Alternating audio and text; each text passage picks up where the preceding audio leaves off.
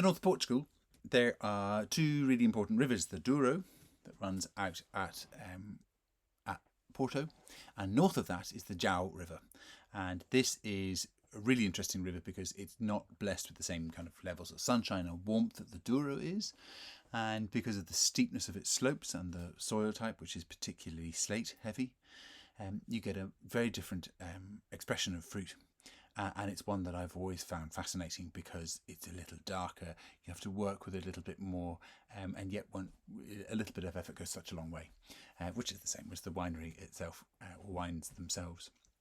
This wine comes from a very interesting winery. It's a collection of four wineries, really, four families from different parts of the north of Portugal. So from Extremadura, some from Bairrada, and others in Jao itself. They form this group called the Jao Sul. It's now quite a large winery, but this particular wine came from the Santar family. And till recently it had their name on the label, which is quite nice, and now they've changed it and they've gone after a more clean and organic look, because that's one of the great advantages of this particular version. Even though those slopes are really difficult to ripen, actually they think that the best way to treat the vines is to keep them organically, to have no preparations and no pesticides or herbicides that aren't allowed. So what you end up with is these wonderfully well looked after vineyards that get this one dark, nutty flavoured fruit at the end. And this wine is made from mostly Touriga Nacional, which is kind of what you expect for the Jao. And then Alfrochero is a lovely, juicy grape variety that adds a lot of colour as well. And, well, you take your pick. Tinto Roriz or Aragonés, it's the same grape variety, which we know better as Tempranillo.